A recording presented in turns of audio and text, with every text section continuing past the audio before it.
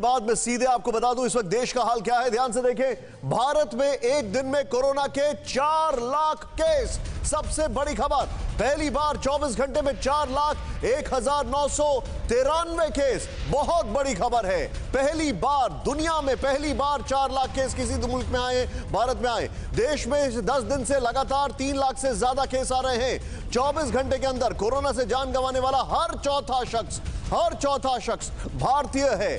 30 अप्रैल को देश में 3,523 मरीजों की जान गई। यह हैरान करने वाली खबर है। आइए जरा यहां पर मैं आपको सीधे कुछ दिखाना चाह रहा हूं, इसको देखें, समझें, प्ले करें यहां पर हमारे सामने। जो भारत में यह हैरान करने वाली खबर है, इसके इंफॉर्मेशन मैं आपको दे रहा हूं, उसको प्ले करें यहां पर। यह देखें आप, भारत में एक्टिव केसेस की अगर बात की जाए, दूसरे नंबर पर भारत है। अमेरिका में 68 लाख एक्टिव केसेस हैं, सीरियस और क्रिटिकल 9,600 है। लेकिन अब यहां पर ध्यान दें आप, भारत में 32 लाख से ज्यादा, यह माना जाए कि करीब 32.25 लाख एक्टिव केसेस हैं।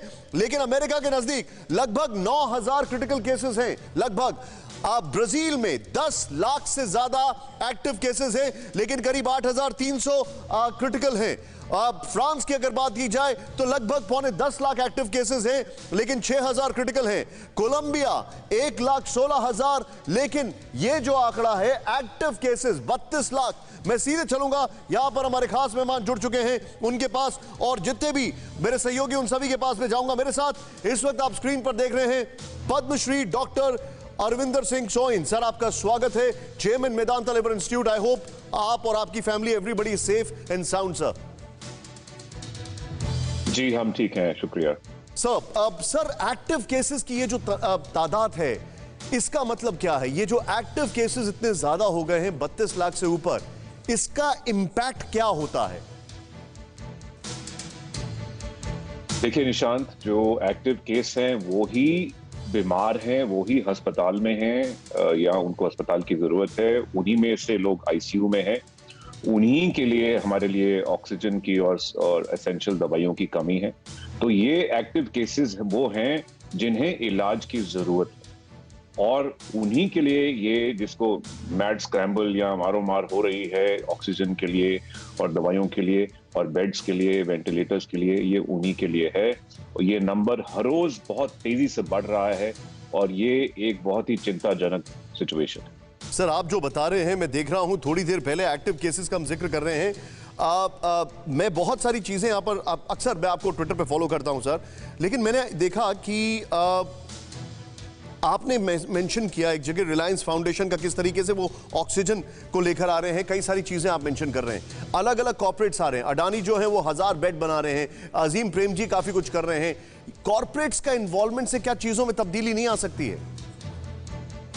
बिल्कुल आ सकती है। बहुत सारे कॉर्पोरेट्स हैं, हजारों कॉर्पोरेट्स हैं जो कंट्रीब्यूशन कर सकते हैं, ना केवल बेड्स बनाने की, लेकिन वेंटिलेटर्स लाने की, ऑक्सीजन सप्लाईज लाने की, एसेंशियल ड्रग्स बाहर से लाने की और खरीद के प्रोवाइड करने की और जगह देने की, ताकि मेकशिफ्ट हॉस्पिटल्स बन पाएं और बेड्स उनके लिए अलॉट हो जाएं। जैसे जो कोई भी कम्युनिटी एरियाज हैं या होटल्स हैं, उनको मेकशिफ्ट एक तरह से कोविड केयर फैसिलिटी बनाया जाए। तो इसमें सब कॉर्पोरेट्स का योगदान हो रहा है और हो सकता है। जो नहीं कर रहे हैं, आई एम श्योर वो भी करने की सोच रहे हैं, और जो कर रहे हैं उनके लिए ऑफ कोर्स ये बहुत ही सराहनीय बात है कि वो भारत की इस सिचुएशन में हेल्प कर रहे हैं। आप जो बता रहे हैं सर, बड़ा अपने आप में हैरान करने वाली बात है कि एक्टिव केसेस, और ये बहुत अच्छी बात है कि किस तरीके से यहां पर कॉर्पोरेट्स इन्वॉल्व हो रहे हैं। देश में आज से वैक्सीनेशन का तीसरा चरण, 18+ वैक्सीनेशन अभियान की शुरुआत। 18 साल से ऊपर लोगों को टीका लगाना शुरू।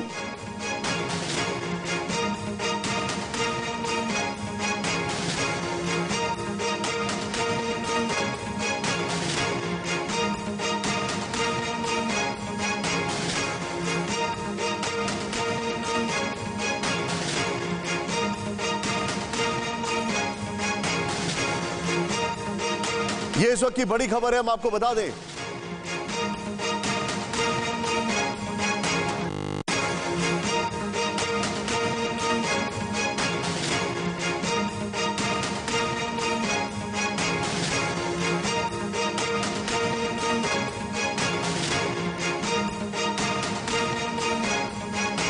देश में आज से वैक्सीनेशन का तीसरा चरण जो है वो शुरू हो चुका है। 18+ वैक्सीनेशन की शुरुआत हो गई। आइए सर सीधे बिग वॉल पर चलते हैं।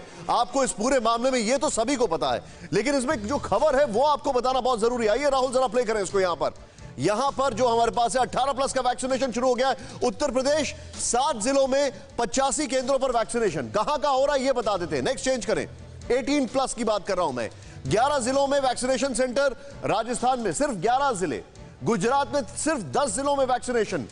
यहां पर यह एक और बड़ी बात है, दिल्ली में प्राइवेट अस्पतालों में वैक्सीनेशन, दिल्ली के प्राइवेट अस्पतालों में।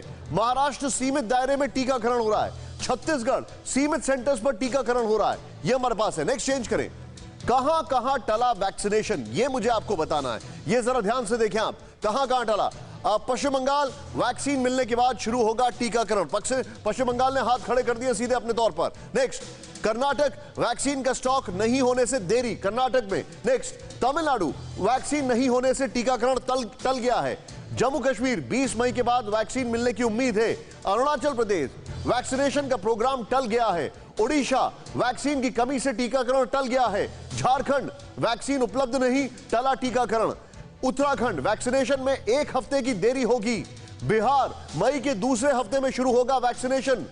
मैं चाहूंगा सिर्फ राहुल ग्राफिक्स, एक एक करके अलग अलग ग्राफिक्स के साथ हम सभी सहयोगियों के पास जाएंगे। सबसे पहले मेरे साथ शिवांगी है। शिवांगी, महाराष्ट्र अगर इस कोरोना का कहा जाए एपिसेंटर है, इस कोरोना का वेव का ट्रिगर है, वहां पर वैक्सीनेशन का क्या हाल है? देखिए निशांत, ना कहते हुए आखिरकार महाराष्ट्र सरकार ने आज के दिन वैक्सीनेशन की शुरुआत कर ही दी। हालांकि ये बहुत ही नॉमिनल वैक्सीनेशन था और साफ तौर पर राज्य सरकार का कहना था कि आज महाराष्ट्र दिवस भी है, इसलिए इसका शुभारंभ किया जाना चाहिए। 45 साल से ऊपर के जो लोग हैं उनके लिए 3 दिनों तक मुंबई में वैक्सीन पूरी तरह से बंद है। रविवार तक आज केवल सिर्फ 1000 वैक्सीन दी गई है 5 सेंटर्स पर 200 की संख्या में। और जो लोग आए थे, सुबह भी हमने देखा काफ़ी क्योस था, लोगों के पास जानकारी का अभाव था। कहा गया था कि रजिस्ट्रेशन करने के बाद जिन्हें स्लॉट दिया गया है वही लोग आए, लेकिन फिर भी वैक्सीनेशन सेंटर्स पर भीड़ लगती रही। हालांकि वो खुशकिस्मत लोग जो 200 थे जिन्हें आज वैक्सीन मिली है, 18 साल से ऊपर है, उनसे भी हमने बात की और काफ़ी खुश नजर आए। लेकिन सवाल यही लगातार पूछा जा रहा है कि वैक्सीन की इतनी कमी क्यों है? अगर एक ही चीज़ है जो हमारी जान इस वक्त बचा सकती है, महाराष्ट्र सरकार लगातार कह रही है कि हम इंपोर्ट करेंगे। वैक्सीनेशन ड्राइव को अब यहाँ बढ़ाना बहुत ज़रूरी है, क्योंकि लगातार देख रहे हैं मौत का आंकड़ा बढ़ते जा रहा है और ये नंबर डराने वाले हैं। मुंबई शहर की अगर हम बात मुझे बताइए, महाराष्ट्र में दिक्कत क्या है? क्या वो ये अभी भी कह रहे हैं कि उनके पास वैक्सीन नहीं है? क्या अभी भी वो यही कह रहे हैं? देखिए, वो कह रहे हैं उनके पास न वैक्सीन है, न ऑक्सीजन है, रेमडेसिविर जितनी सप्लाई चाहिए केंद्र सरकार से उतनी नहीं मिल रही है। रूरल इलाकों में खासकर अगर हम बात करें तो बहुत ज़्यादा दिक्कत महसूस हो रही है। मुंबई में संभालने की कोशिश की जा रही है, हालांकि लॉकडाउन भी लगाया गया है, इसका असर है शायद, इसलिए मुंबई में केसेस कम हैं। लेकिन तमाम जगहों पर और वैक्सीन की कमी साफ तौर पर है। आमतौर पर हम देख रहे हैं जब सीनियर सिटीजन्स को वैक्सीन देने की बात आ रही है तभी यहाँ पर इतनी कमी है, तो जरा सोचिए। ठीक है, पॉइंट है कि शिवांगी मेरे साथ बने रहिए। मैं पश्चिम बंगाल की बात करूं, रवि, वहां पर क्या प्रॉब्लम है? पहले वहां पर, अब कोरोना वेव शुरू हो रही है, वैक्सीन को लेकर इतना टेंशन, क्या मामला है? देखिए, पश्चिम बंगाल सरकार ने साफ साफ कह दिया है वैक्सीन का कोई यहाँ पे जुगाड़ नहीं है, वैक्सीन नहीं आ रहा है, इसीलिए यहाँ पे वैक्सीन जो 18 साल से 44 साल के लोगों को वैक्सीन देना था वो नहीं है। और नॉर्मल के जो लोगों को वैक्सीन दिया जा रहा था उन पर 300 और 500 का रखा गया है। जो लोग पहली बार वैक्सीन लेने वाले सिर्फ 300 का आंकड़ा रखा गया है, जो सेकेंड टाइम वैक्सीन लेने वाले वो सिर्फ 500 का आंकड़ा रखा गया है। आपको मैं दिखाना चाहता हूँ, हर दिन जहाँ पे वैक्सीन का इतना ज़्यादा लाइन रहता है, आज देखिए पूरा खाली है। ये एसएसकेएम हॉस्पिटल है, पश्चिम बंगाल का सबसे बड़ा सुपर स्पेशलिटी हॉस्पिटल, और ये पूरा खाली पड़ा हुआ है। इसका कारण ये है सिर्फ 300 लोगों को फर्स्ट वैक्सीन दिया गया, 500 लोगों को सेकंड वैक्सीन दिया गया। थोड़े बहुत लोग आ रहे हैं, लेके चले जाए, लेकिन जो लंबा क्यू होता है नहीं है। और सुपर स्पेशलिटी जो प्राइवेट हॉस्पिटल्स है उन्होंने साफ हाथ उठा दिया। उन्होंने कहा एक तरफ वेंटिलेशन, एक तरफ ऑक्सीजन, एक तरफ बेड, एक तरफ डॉक्टरों की लगातार इसके साथ कोरोना के साथ युद्ध, तो वो वैक्सीनेशन नहीं करवा सकते। इसका मतलब ये हुआ कि स्टेट गवर्नमेंट को वैक्सीनेशन करवाना पड़ेगा। कल पश्चिम बंगाल में जब चुनाव के रिजल्ट्स आ जाएंगे शायद उसके बाद कुछ मूव हो सकता है, लेकिन अभी के लिए 18 से 44 साल के जो लोग हैं उनके लिए वैक्सीनेशन बंद है।